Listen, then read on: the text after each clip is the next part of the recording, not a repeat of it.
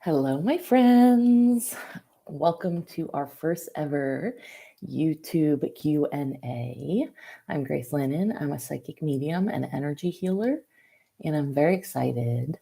I have a whole bunch of questions I'm going to be answering today. So this video is going to be around an hour, and I have questions that people have submitted to me through Instagram and in my email and through the podcast. So if you've never seen me before, I have a podcast, a weekly podcast, Angel Face Magic Hour, and if I can figure out the technology, I will also be uploading these videos on the audio RSS feed of that podcast. So perhaps you're listening to this there. But if you didn't know, I have a podcast. And so I had people submit questions through different platforms for me. I am a medium and an energy healer. So these questions today are largely centered around spirituality and spiritual practice. So I'm very excited. I've been collecting these questions for months, and it's been my intention to do this on YouTube for over a year. And so we're trying it. I'm definitely not a super fancy videographer. I'm not the best audio quality in the world, but I am here coming with guidance. So basically, what I do is I'm going to answer the questions from the perspective of a psychic medium. So, information that I can personally share with you that I have experienced in my practice, as well as opening up to spiritual channel and answering the questions that way. So if I don't know the answer, we can kind of look intuitively to find some guidance. So these questions are all submitted. Well, I can see who submitted, but they will remain anonymous. So if you have any questions that you want to ask me, you can put them in the comments. And my intention for this year is to do this once a month and have a monthly episode / video that I can answer your questions in long form. If you didn't know, you can book me through my website for one-on-one readings. So this isn't necessarily like, will this happen for me, or what should I look for in my career? We're not like doing a reading for you, but this is general questions centered around spirituality that can be helpful for a larger amount of people. So this might be based on a personal question you have, but we're not necessarily doing readings. But I'm sure if you watch this video, you'll kind of get an idea of some of the questions that people are asking. So my expertise, if you've never seen me before, is Reiki. So I am a Reiki master. Basically, what that means is I teach Reiki. I have the ability to show other people energy through Reiki and be able to show them like intuitive information and be able to bring that information forward. And I'm also a medium. So I connect with spirits through the psychic senses. So sometimes that is loved ones, sometimes that is spirit guides and angels. So we go all over the place. So I have a variety of questions. We'll be here about an hour and we'll see how many questions I can get to. And then again, if you have questions for me to answer, please put them in the comments. And next month, I will do my best to answer all of those questions. If I miss a question and you want me to answer it, just submit it again. So I do my best to see all my Instagram DMs, but it's super easy for things to get lost, unfortunately. So if you really, really want me to get to your question for next month, either put it in the comments here, like I said, or email me, and I'll put my email in the comments. And it's also linked on the YouTube page. So that's about it. We're going to get into the process. I'm excited. Before we start, let's just take a deep breath. So bring your hands to your heart. Take a deep breath with me in through your nose, out through your mouth. And we just invite in our angels, our spirit guides, loved ones to assist us today with this work. So bring forward any spirits that can assist me that are connected to the people asking these questions, as well as my spirit guides to translate that information for me and allow me to bring it forward. So the way I work is primarily clairaudience. So that means I hear things. I also receive downloads. That is like psychic knowing, clear cognizance. And then I also receive vision, so clairvoyance. So at some points during this video, I may close my eyes. I may look off the camera. I may, my voice may change a little bit. So that's just the process, how it works. But before we get into it, I want to just pull a card for us. So these are one of my favorite decks. They're called the Angels and Gemstones. I know it's probably backwards on this camera. I'm not sure if the live video is reversed. So if you can't see that, I apologize. But it's called the Angels and Gemstone Guardian Cards by Margaret Ann Lembo. I'll link that in the show notes as well, and as in the comments on YouTube. And I love this deck. It gives you a crystal with just some questions to reflect upon for yourself. And what I like to do with those is I like to journal on them, like get my journal out, write stuff down, think about like how does that connect to me? How does that reflect to me? The crystals, of course, you can work with them if you just happen to have that crystal, or you are already a collector of crystals. Maybe that's something that you want to purchase, but you don't need to purchase anything to work with crystals.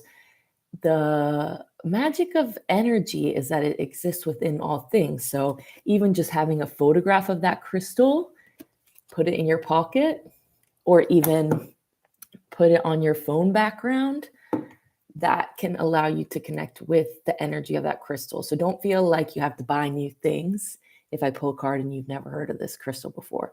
But I also like to encourage people to do a little Googling, like metaphysical meanings of the crystal, etc. But first, before you do that, tune in with yourself. Like, what does this come up for you? If you get an amethyst, what does that like remind you of? The color purple? What does the color purple remind you of? Even like, is that connected to someone's birthday? Is that connected to like a time in your life? Like maybe you used to wear an amethyst necklace at one point, or maybe you've never worked with amethyst before. So that brings up like the energy of like new beginnings and trying new things. So for you, what does the crystal connect with? And then it gives us, some questions to reflect upon.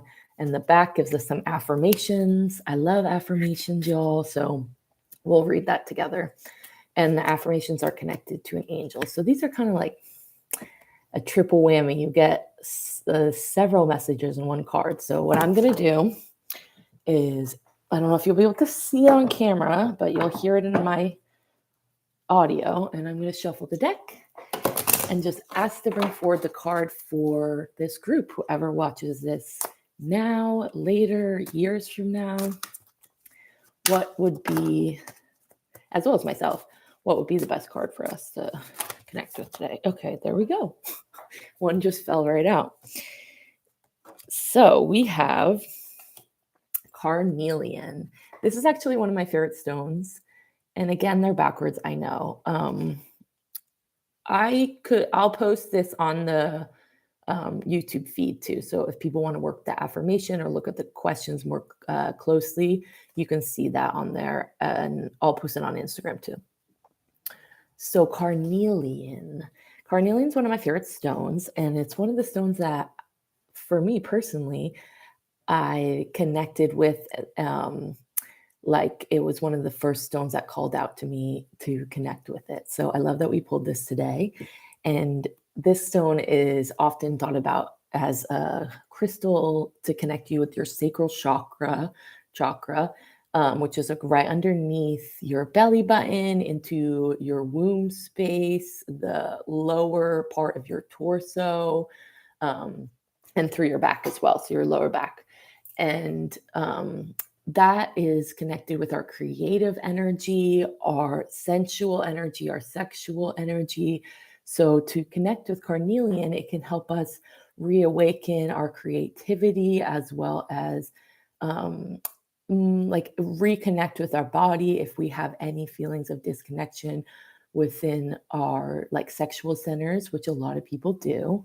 Or some people might have like an overactive energy in there where they feel like they act from their sexual urges in a way that doesn't feel healthy for them. So it can help you balance things out. And it's also like connecting with sensuality, which doesn't have anything to do with sexuality. It doesn't necessarily have anything to do with sexuality. It's that slowness, it's that pleasure. When we hear pleasure, like usually we think sex.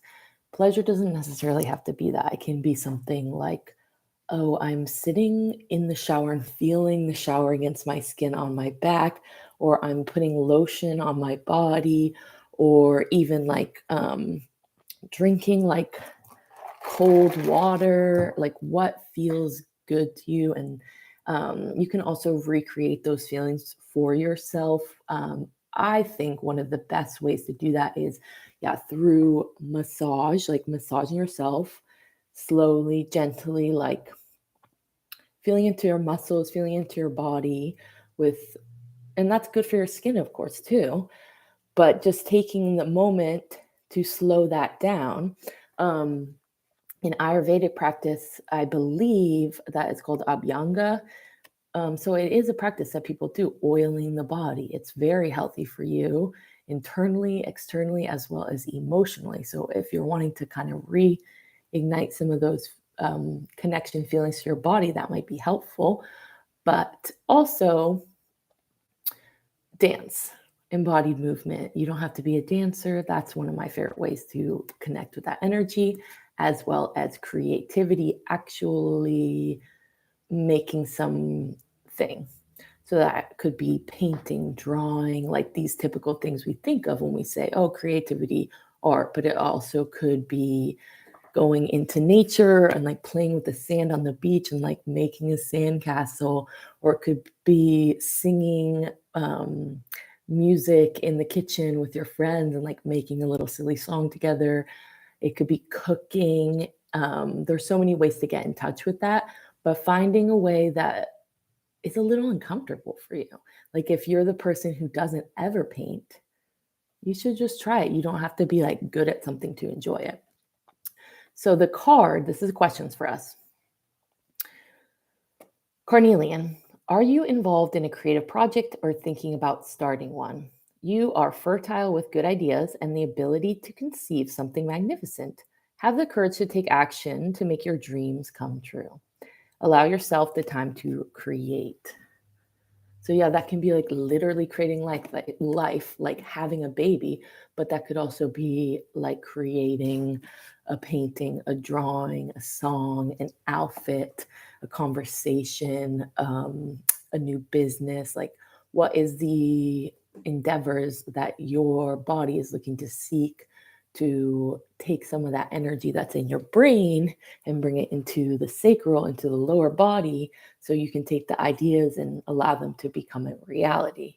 So have fun.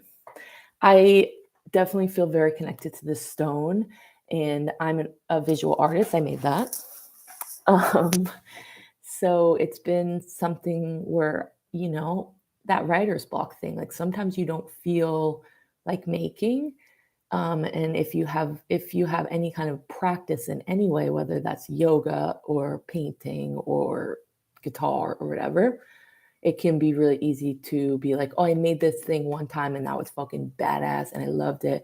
And how am I gonna like keep up with that? Especially with the days and the age of social media, it's like making something to take a post of it.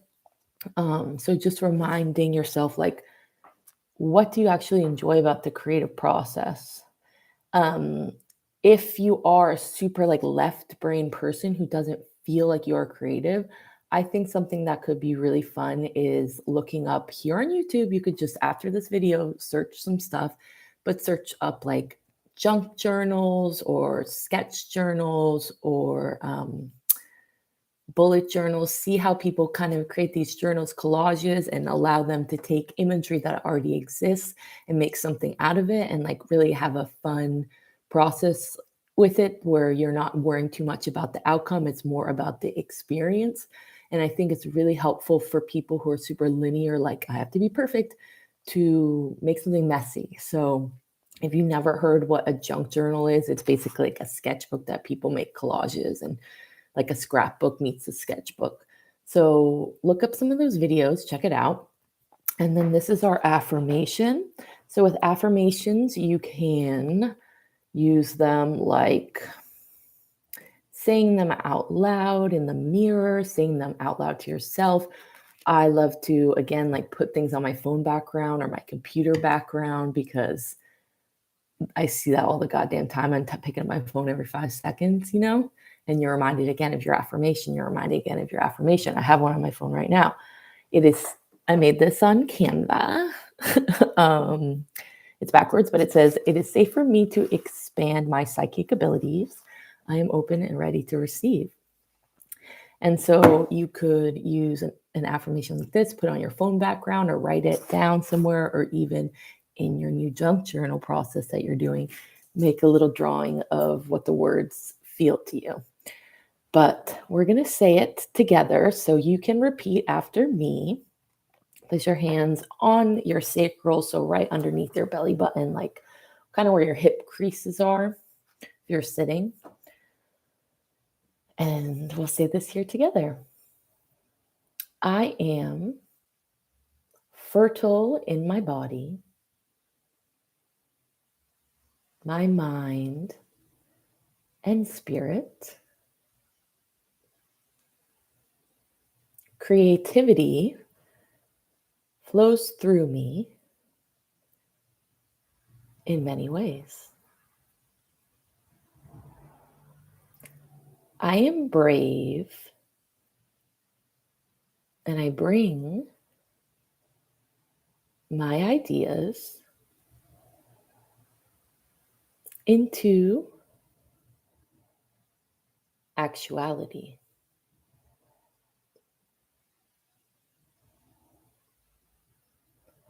My imagination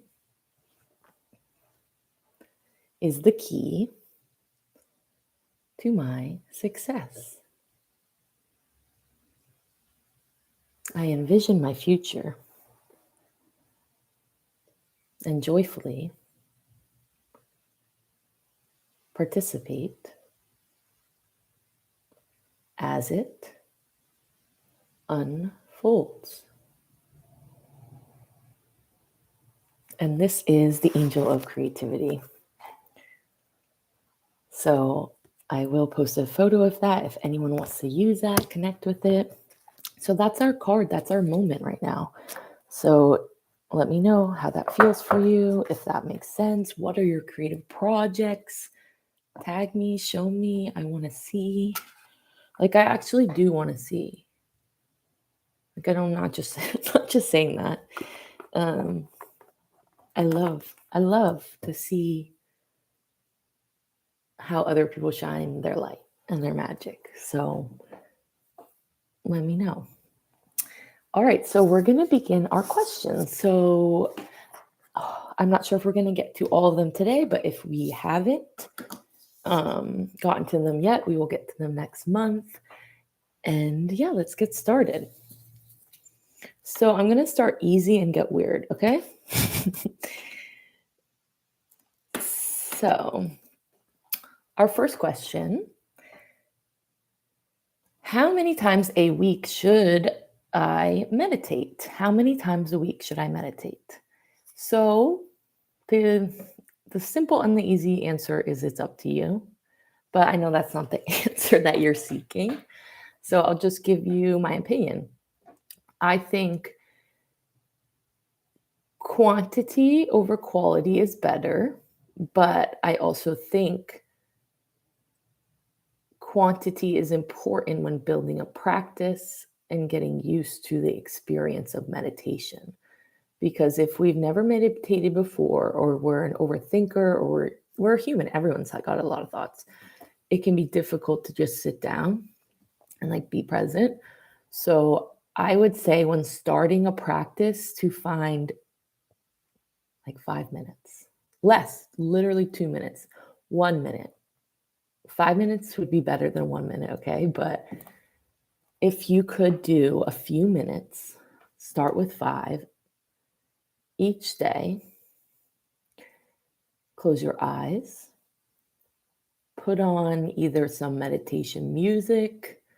I have a whole, maybe I'll link it. I have a Spotify playlist that's like 36 hours of sound healing music. So maybe you'll find something you like there. Or here on YouTube, there's a million sound healing videos. Or even your favorite song. Like, it doesn't have to be meditation music, it could be rap music, dance music, whatever, folk music. Like, it doesn't have to necessarily fit into what your mode of meditation is, or like what you perceive your mode of meditation is. Meditation essentially is taking time to be present. So a meditation could come in the form of creativity, like we were talking about earlier, painting or drawing, or in the shower, you could be doing a meditation, or putting that oil on your body, or going on a walk outside. But it's being present. So if you're going on a walk outside, don't be thinking about 1,000 other things. Be thinking about how your body feels, be focusing on your breath. I think a good place to start also is some kind of breathing practice, breathing exercises. If we are having a difficult time concentrating, a breath practice is going to be a great place for us to drop in, because we're focusing on what our body is doing, and we're not as much focusing on what our brain is doing. And that can allow us to kind of drop a little bit deeper. So even as simple as putting a timer on your phone for 5 minutes and just breathing deeply with your hands and your heart and listening to that favorite song. So I would say start simple, see if you can do it every day, but don't put pressure on yourself. So maybe start with 3 days a week, 5 days a week, and then see if you can build it into your life. Once it becomes something that you can see the benefits of, you'll start to enjoy doing it, and you'll start to crave doing it and want doing it. Like, I love my meditation time. It's like my favorite time of the day. Well, my favorite time of the day is actually my daily walk, but my second favorite time of the day is my meditation time. And meditation can be active, like you can be trying to do something in your meditation, like a visualization or receive intuitive information. But if you're just starting a practice, I think what you want to focus on is the idea of mindfulness meditation, where we're just observing our thoughts and letting them flow, observing our thoughts and letting them flow. And I also sometimes tell this to some of my students, and I don't want to say this to confuse you or anyone, but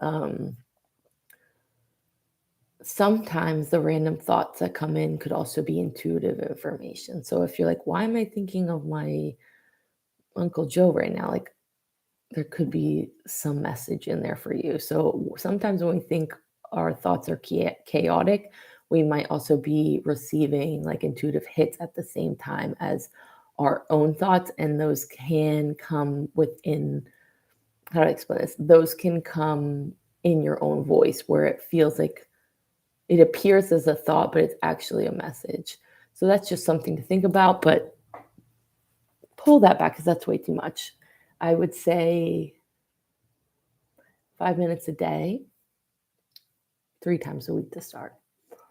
Try to keep it simple for you, but that's just some information. So I hope that is helpful. And you can also do guided meditations. I have a bunch on here, and you could also find ones that are like 5 minutes, or really, really simple ones. There's tons of apps out there. So I would either say dive into some kind of breathing practice, or dive into some kind of guided meditation. If you're having a lot of trouble actually like committing to doing it, it can be that accountability of like someone to taking you through the process that allows you to like stay in the moment and actually like receive the benefits, instead of just um, feeling bad that you weren't able to concentrate. So I hope that's helpful. I dance again is a really good thing to do. as well. That could be a meditation, yoga, like movement. It doesn't have to be sitting still. But if you're seeking that kind of meditation, I would suggest starting with a guided practice or breath work. So we said the same thing a couple of times, but hopefully you can understand what I mean. So that was our first question. I'm just going to mark it off so I know which one we answered this month. So let's see, what do we want to say next? Okay, so our next question, where'd it go? Okay, so what is the difference between a tarot and an oracle deck? What is the difference between a tarot and an oracle deck? So tarot, and I'm not a tarot reader, like I will read it for myself, but definitely not an expert. So I'm sure someone could answer this in a way more evolved way. But essentially, tarot is like a systemized way of reading cards. So there's cards that have I think there's 78 cards and they have traditional like assigned meanings. So they connect with different archetypes that we can like use to understand our life better, or use to read intuitive information and get further insight on what's going on in the current reality or the past, as well as future. So it's a divination tool, same as oracle cards, but it's like a system. So there are like major and minor arcana is what they're called. So if you've played cards, like decks of cards, the major arcana are kind of like the court cards, like a king, queen, jester, king, queen, joker. I don't remember what he's called, but I think it's jester. But they're like the more important cards. And if you're listening to this in audio, I'm doing a quote unquote, more important cards. And the minor are like the way to reflect back to you different aspects of yourself. So there's 4 different like suits of them. So there's wands, there's cups, there's pentacles, and stars. What is the last one? I'm going to look it up because, again, I'm not a tarot expert, but I just want to make sure to give you guys the right information. But there's like 4 different ways that cards can show up, and there's different numbers associated with them, and those usually will like reflect back to us like different aspects of ourselves. So emotional, mental, spiritual, physical. But let me just make sure. I want to give you guys the right information. I'm looking up on my phone right now because I believe, let's see.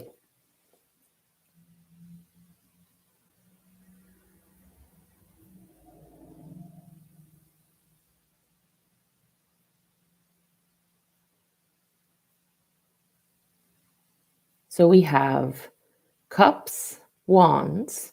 So the wands sometimes will look like sticks, or sometimes they will look like a baton or a club, depending on the deck you're looking at. Traditional deck, the Rider-Waite deck, is probably the deck that most people are familiar with, and that has 4 suits in the minor arcana, which are wands, cups, swords, and pentacles. So it's swords. I don't know why I thought it was stars.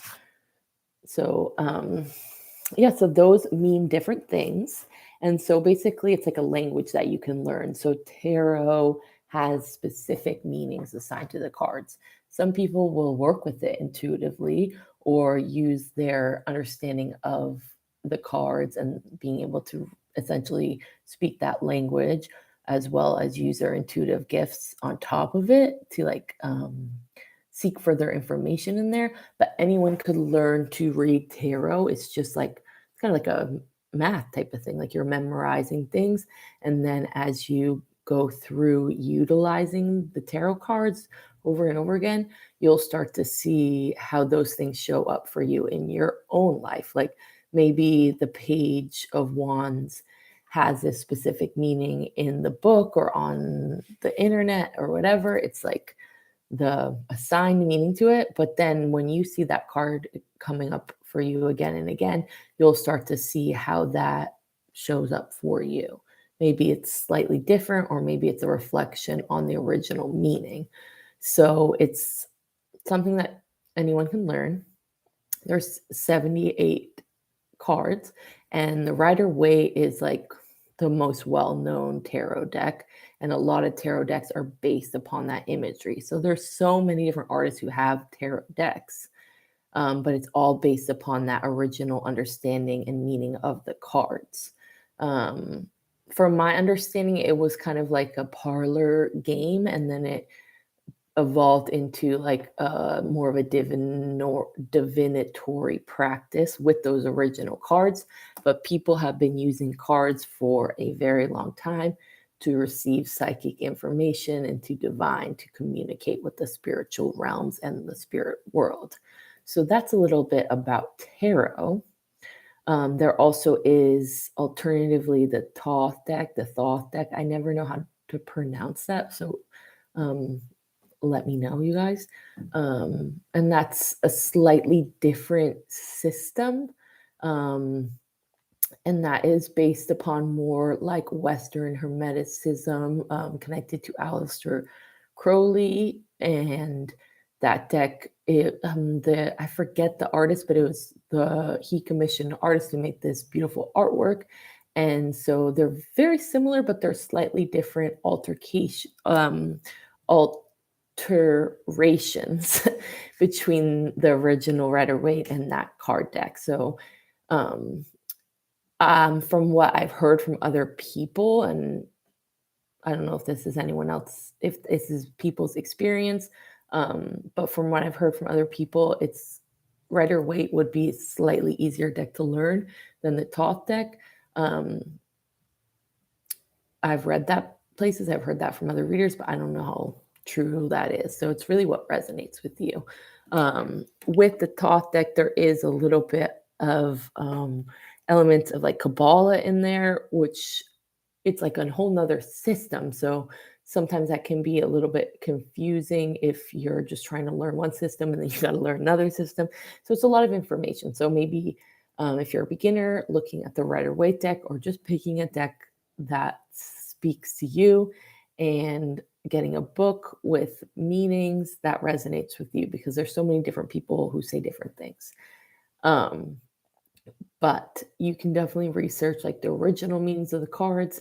That information is out there and available. And there's so many different sites that help people like break down and learn the meanings of the cards. I'm sure even here on YouTube, there's videos of people breaking down each card.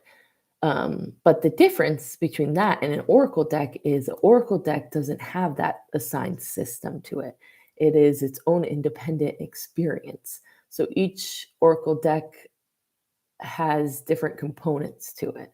So the one I used for you earlier, there is a crystal connected to it. There's questions connected to it. There's affirmations connected to it. It's really up to like the artist and the creator of it. But essentially, it is a deck of cards that you can use to communicate with the spirit realm, with your higher self, your intuition.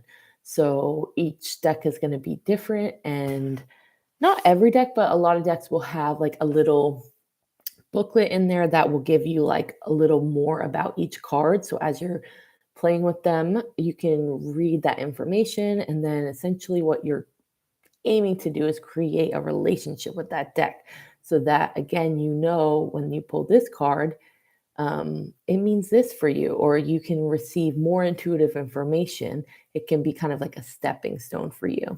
So some oracle decks that I really like are very simple, where it's just one word or it's just a phrase, and then you can really see how that applies to you. Like if the word is trust, like what is coming through, what is the first thing you think of when you hear trust? That's some good stuff for you.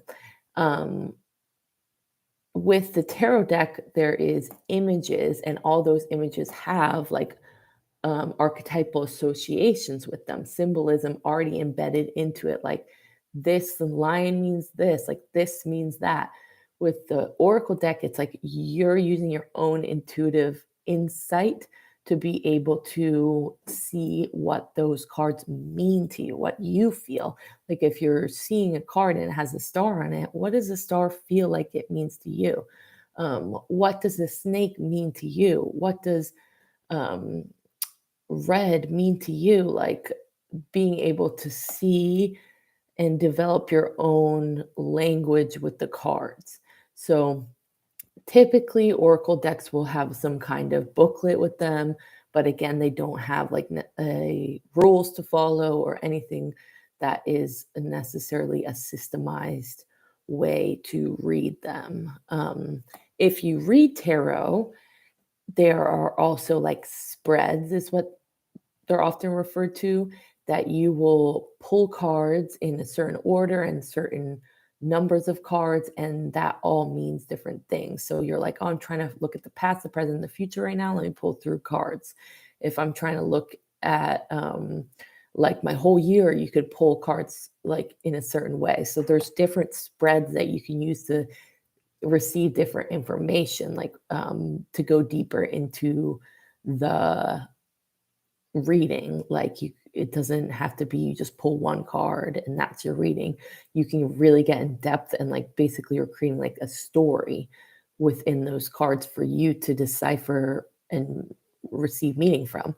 But if you have read tarot, you can understand those spreads and apply that to oracle cards. So you could pull 3 cards, pull 6 cards, and you kind of have what you believe each card is in reference to. So that is one way you can do it, but you can also ask specific questions like, what do I need to know today, is a very simple one, and just pull a card, but you can also get pretty specific and see what comes up, and be able to glean information from that. And that is the reading part. That is the intuitive part of being able to say, okay, I have this here, but what the heck is that about? And we can use these systems that are already in place to do that, or we can use our own intuitive um, trust and ability within ourselves to do that. So there is no right or wrong way, but that's kind of like the differences. Tarot is a system, and oracle decks are not. So I hope that answers people's question. Let's see. So we have about 20 minutes left. I feel like I could probably answer 2 more questions, and we will do our best to do so. And then again, we will be back next month with more questions. So, what should we? There's a lot of good ones, y'all. This is a simple one, sort of. Can everyone astral project? Yes, for sure. Um, Sometimes we're doing it unconsciously, though. So everyone can do it, but to do it safely, you need a little practice. And you need a little bit of, I guess, like energetic understanding of what you're doing. I don't think it's like you're going to die if you're astral projecting, but having like a little bit of understanding of how to come in and out of your body safely, and um, to be able to be grounded within your body and also be like out into astral spaces and receive information and bring that information back. That is definitely a thing that you would need training and practice with, to be able to go and come back with stuff. But I kind of think we all astral project within our dream space. That's my personal belief. That's kind of what I am shown. Sometimes I think our dreams are more of a subconscious brain patterning thing where we're working out drama and trauma within our mind. But I think there are certain dreams where we're going somewhere else. We're going into an alternate reality, or maybe a parallel life experience, and then coming back and waking up and being here on Earth. So I think we are already doing it, but to do it consciously, like a shamanic journey or something, is a whole different practice, where you're not like gone, you're here and you're there. It's like walking in two worlds.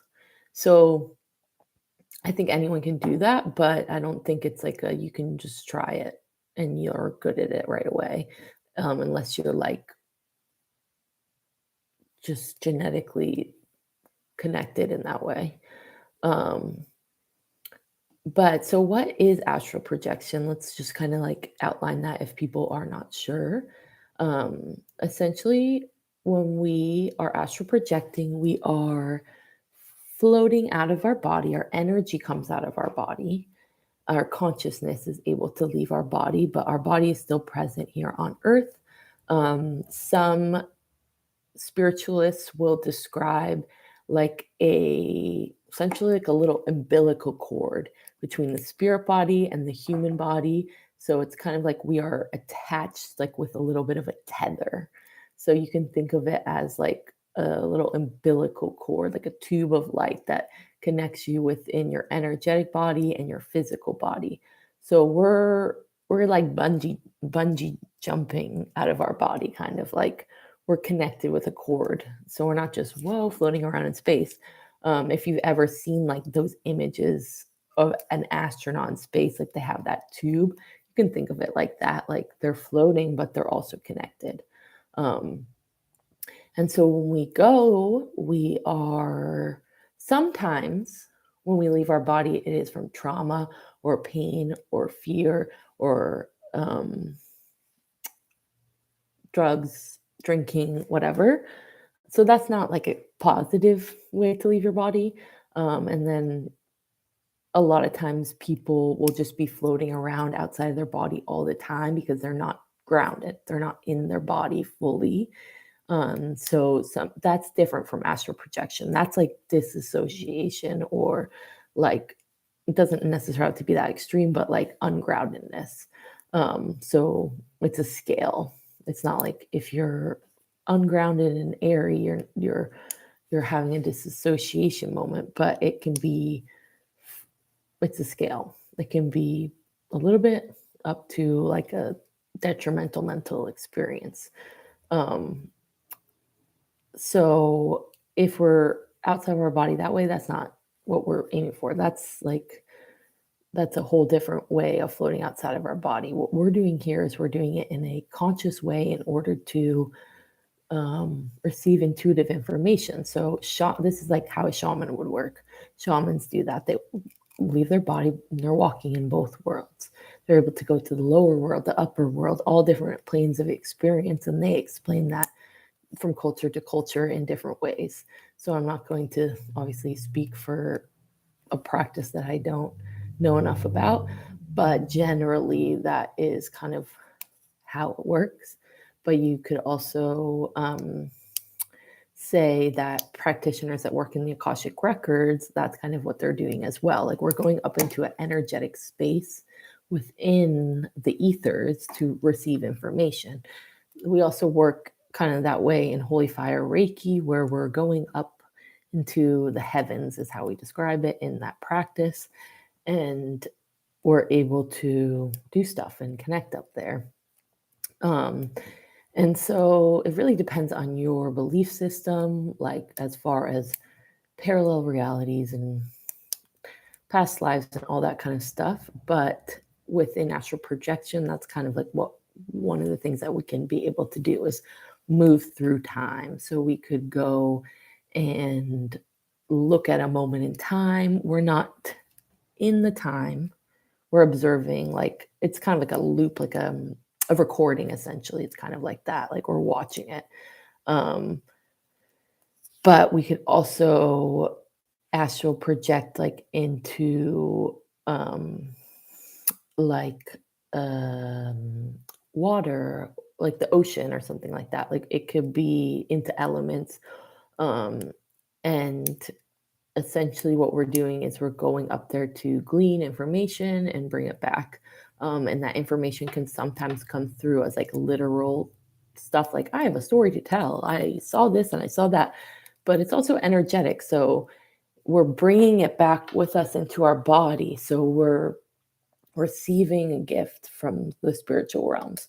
So when we go on to a shamanic journey, we're going into our subconscious mind, and beyond that, we are also literally in a different time and place.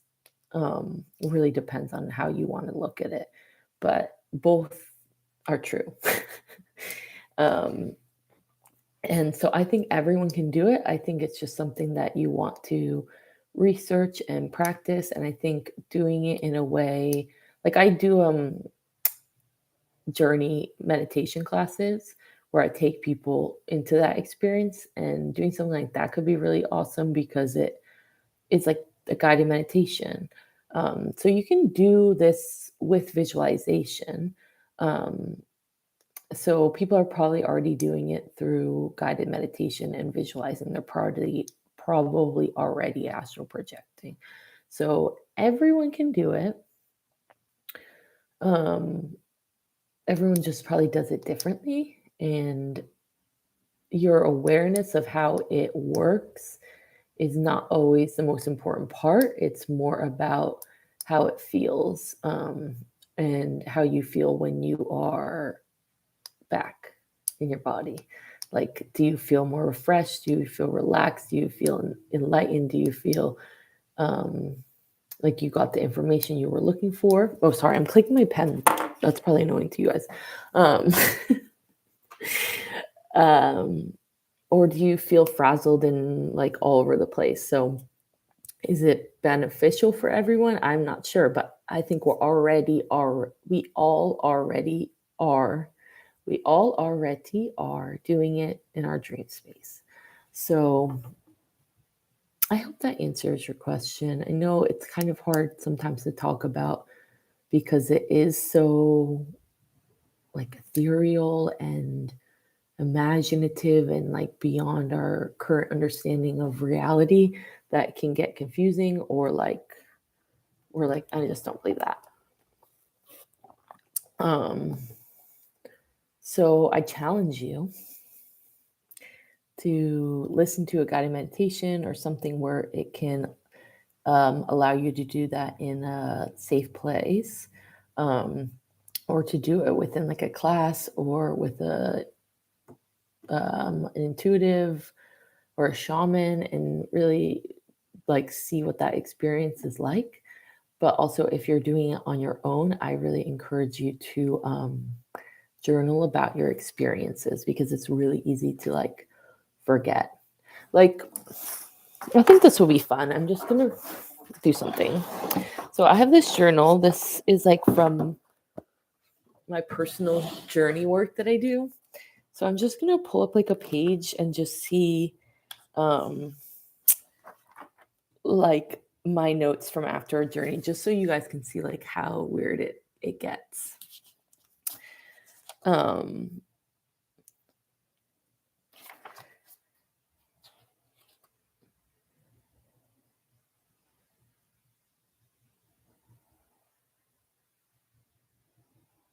Okay. I'm just trying to find like a good something.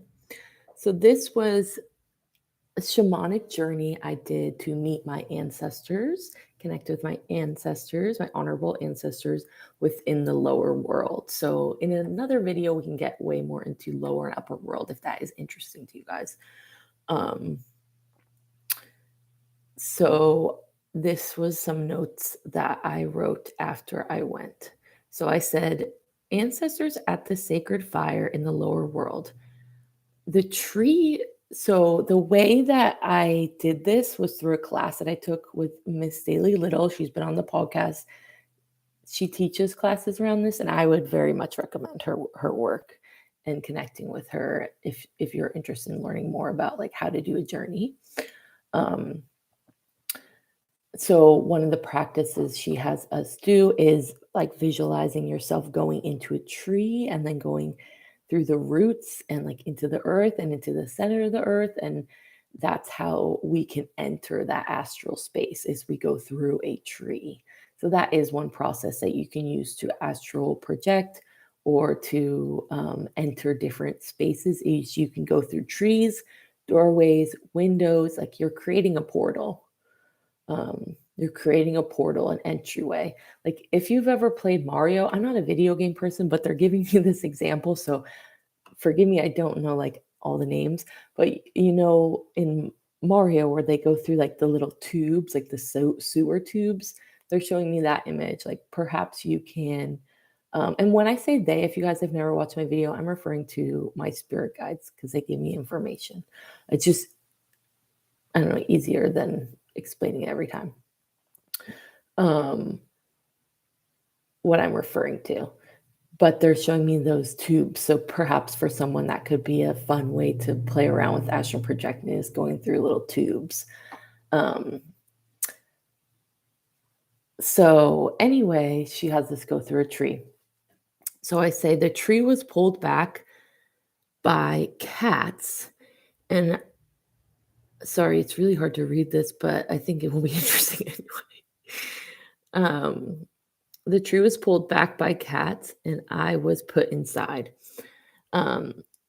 Once I got down to the earth, the center, the lower world, I said, I heard from them, my ancestors. She's here. She's here. We've seen you before. It's time. It's time.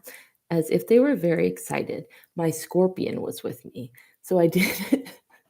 So I did a journey. Part of the class I took with Daily, I took her class that was called Journey to the Lower World, and learning about this process. And one of the journeys we went on was to meet our animal guide, a guide that is there with us to protect us and like show us how to do this work. So having a spirit guide with you can be really helpful when you're first starting this work, because it's possible to get lost. Not like, oh, I'm gone forever, but you just kind of, it's good to have a bodyguard, if you know what I'm saying. So when I went through that journey, I found out I had 2 animal guides, and one of them was a scorpion and one of them was a frog, which is very interesting. And if you know me personally, I've always been a frog person, so I was not surprised by that. And I also have a tattoo of a scorpion, so I have felt connected to scorpions for a long time. I have a whole nother story about scorpions, so, and spirituality. So I'll have to tell that on another video. Fascinating. But I found out my animal guide was a scorpion. So I said, my scorpion was with me, saw scorpion in vision, and I saw the Sacred Heart image, like from Catholicism, the Sacred Heart, with the 3 swords. And I pulled the swords out of the heart. It says one of my ancestors pulled their heart out of their chest. I haven't read this in a long time, so this is like interesting for me too, because I don't remember any of this. I remember the Sacred Heart very, very much, like pulling those swords out. Like I can still see that, but I don't remember this. So it says, one of my ancestors pulled their heart out and put it into my chest. It was a sacred heart. Frog was there. Trust. And then I have like a little weird drawing of what I saw, and I said, dark angel creature. And then I saw, now I know what it is, but at the time I did not know what it was. And I just wrote church thingies, but it's actually like a Tibetan meditation object. So that was interesting. But to me, it felt sacred, so I wrote church. Then I said, body feelings. So this is what I felt in my body. Emotional, tears, gratitude, pain releasing on my right side, body left back, right skull around a bone, right skull around and above my ear. It is it is already done. They told me that I had to do my part, nurture and care for my vessel as divine love, as I am a divine object.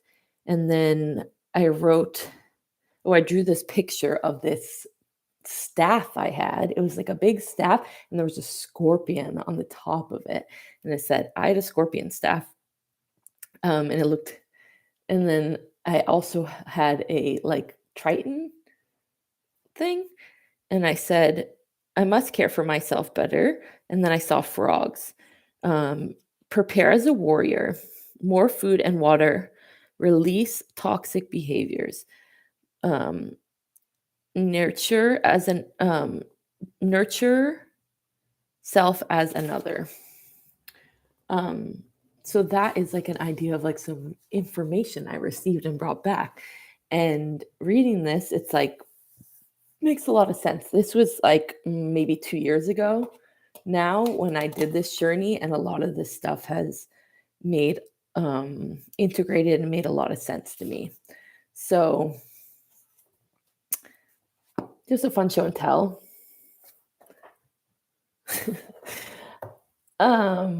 So can everyone astral project? Yes, they can.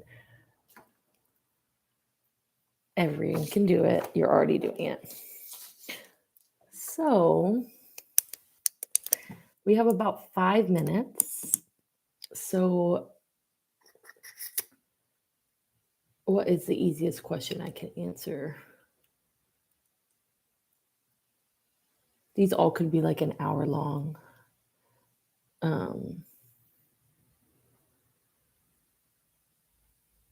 So let's answer this one because it's kind of fun.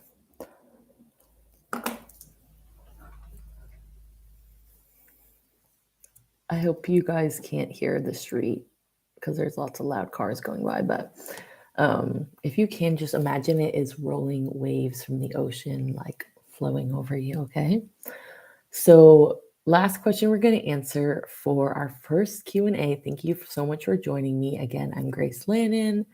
I'll be back next month if you have more questions. And if you have any reflections that have come up based upon the answers I have given, whether that's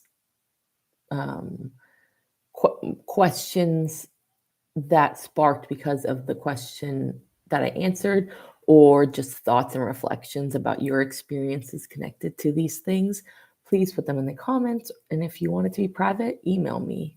I love to hear people's experiences. That's my favorite part of the job.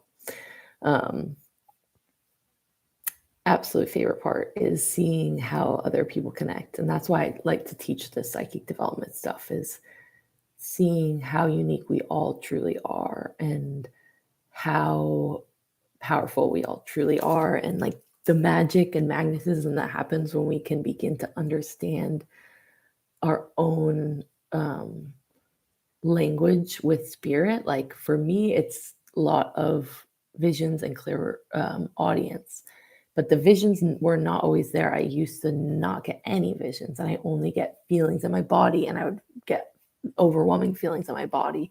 So everyone has their unique language. I have one client that always sees things in reality, like they see pictures and images and signs on the street and t-shirts and things at the bookstore, like that all relate to their intuitive guidance that's coming through. And then I also know people that come through in song, like they might get songs coming through their mind, and that is the message. That happens to me sometimes, but I know someone that's like the primary way it comes through. So don't be afraid to play around. Don't be afraid to just have fun with it. And that's what spirit likes, is the joy that we are receiving from that connection. So that, I think, is one of the reasons why oftentimes children are more intuitively connected, or they might like see spirits or feel spirits, is because they're so connected to that like fun, joy, freedom. They haven't been bogged down by reality yet. So they're less veiled with like our perceptions of what is possible. So take off those adult glasses, okay? And just like have fun with it. So our last question Thoughts on walk-ins. So this is a fun question. I'm just gonna give you my opinion. So walk-ins, if you don't know what they're talking about, there is a belief that sometimes one soul will leave a body, but that body doesn't die, and another soul comes into that body. A walk-in, like a takeover. Some people might think of that from like a scary perspective of like they got hijacked and like a demon came into you and possessed you or something. Like that's not what I'm talking about, and that's not something we need to like be worried about so much. It's possible to get spirit attachments for sure. That's a question that we're going to talk about a little bit more next month. But it's not so much that your whole soul leaves your body. No way. No way. Our soul doesn't really leave our body until we die. But I think there are rare instances where this is possible. Like maybe someone got into a very traumatic accident and almost did die. Like I could see it through a near-death experience. Like someone did literally die maybe for like 3 seconds. Like I think it's possible that another soul could come in, and not because they were like, "Oh, I'm taking over and you can't come back to Earth." I think it's like an agreement that might have happened within like source space. Like it's like something that you agreed to ahead of time. Like maybe you had too much pain in your life that like through that accident, like you were done, but like the body wasn't ready to die. And so there's like agreed upon contract kind of. I don't know how else to explain it in like human language. It's not like people are signing documents or anything, but like a contract that you're like, okay, well, you can leave and go on to your next experience and go back to source, and whatever happens up there. And I'm going to come in and I'm going to do your thing. And I'm going to utilize your body and like have my life now in your body. And I think it's a mutual thing. Like you said I could do this and we're doing this for the benefit of both of us. But I don't think that's that like happening all the time. So in my experience as a medium, like a reader, an intuitive reader, I've never had a client come in where I've seen that in their energy field. Or now that I'm saying this and doing this video, I really bet I will, you guys. I really bet I will have a client come in who was a walk-in. So I'll report back, but I've never had that experience. But I've only been doing this like 3 or 4 years, so like with clients. So it's been longer than that, but that's not the point. I've only been doing this. It's not like I've been doing this 30 years or anything. So it's not like I have hundreds and hundreds and hundreds and hundreds of clients that I've seen. I've never seen a walk-in. So I haven't personally interacted with an energy like that, but I do believe that it's possible.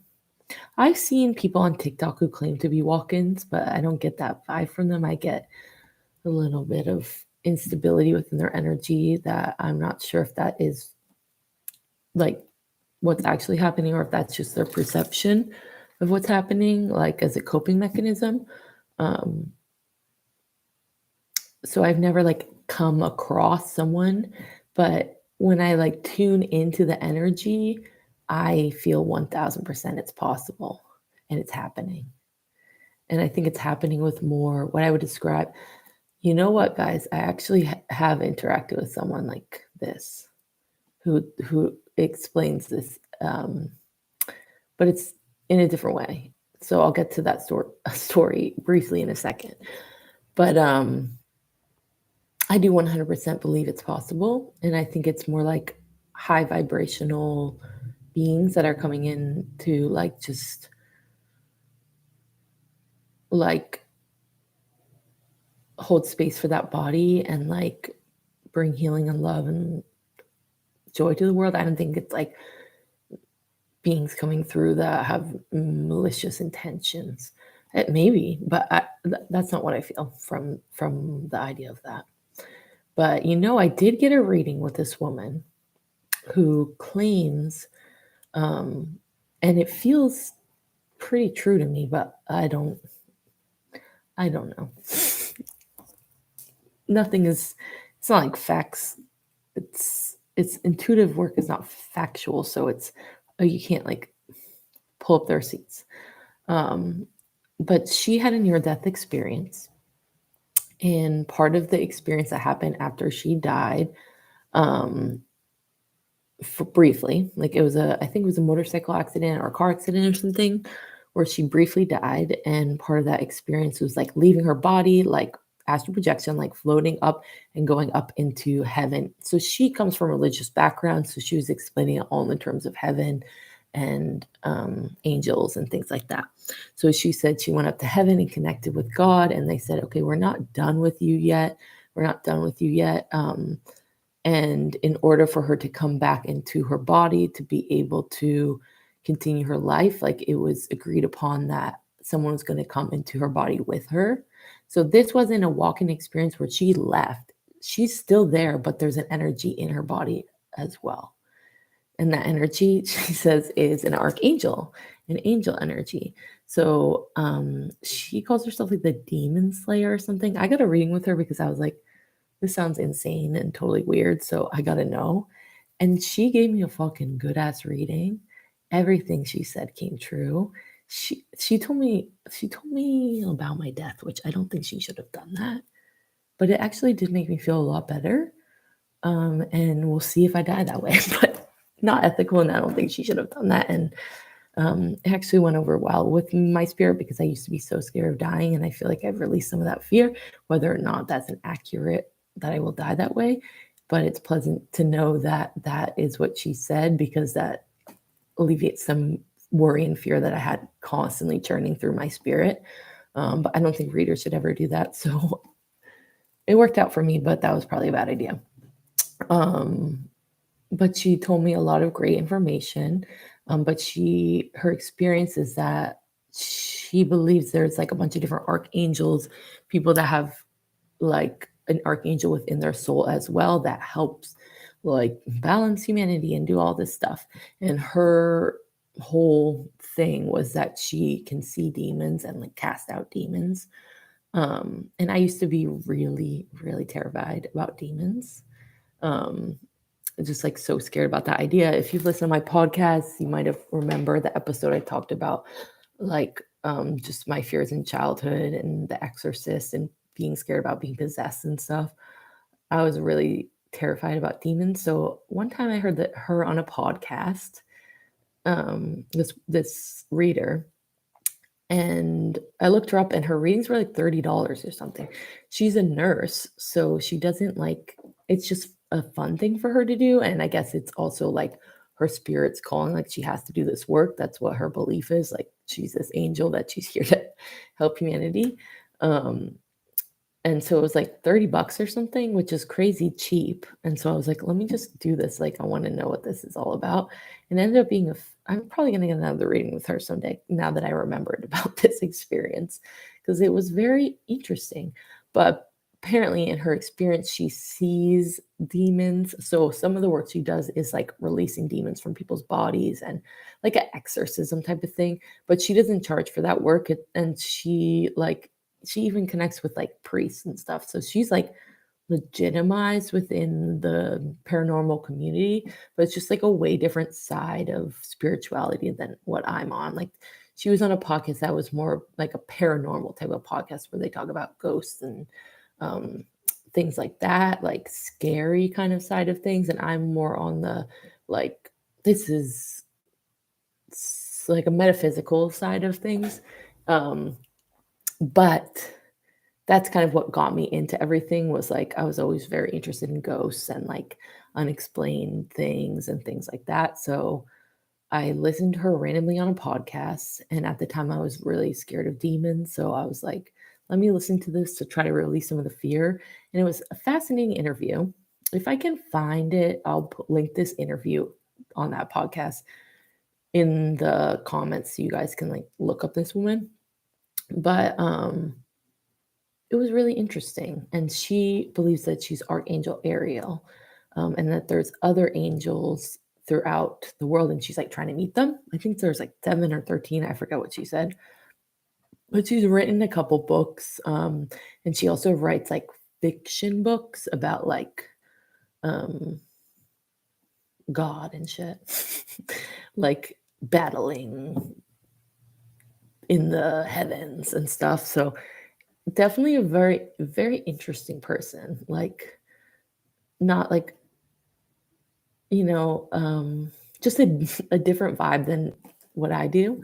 Um, so I just like had to know. And so I guess I have interacted with someone that's kind of like a walk-in energy, but not so much the same as what I believe this person was referring to, which typically people see it as more like an extraterrestrial thing of like this interdimensional or extraterrestrial energy like enters into your body and you leave, and like they're here living within you, and you've gone on to your own um, new experience. Like you're dead, but your body's still alive. So again, I haven't interacted with that, but I do believe it's possible. Um, and I don't necessarily think they're negative things. Um, so yeah, those are my thoughts. Those are my thoughts on walk-ins. So it's 111 on the clock. So we've been recording for over an hour, and I just wanted to call that out, little angel numbers, because I looked right at the clock at an hour and 11 minutes of recording. So that's always fun. A little reminder from Spirit that they were here to assist us and allow us to receive this information today. So that's about it. Thank you for watching. If you watch this whole video, thank you, thank you. And I'm going to be back next month. This, like I said, my goal, my intention for this year, 2022, is to do this once a month. So if you've got questions, get at me. And if you are interested in working with me one-on-one, you can go to my website, gracelandon.com. That's me. Thank you so much. So let's just close out with a little closing intention. So giving thanks to all the energies, spirits, messages that came forward for this video today. Any energies that we moved or shifted through this call, through this video, we can be now released into light or buried into the earth to be transmuted into usable energy. Can't say with me or with you. Cleanse and clear, and sending all the energies back that came forward today for assistance. Thank you, thank you, thank you. And calling all of our energy back into our body. Thank you for watching. And yes, so that's about it. I will see you soon, and I'll see you on the podcast, and have a wonderful night. Thank you, thank you, thank you. Bye-bye, y'all. Bye-bye. Bye.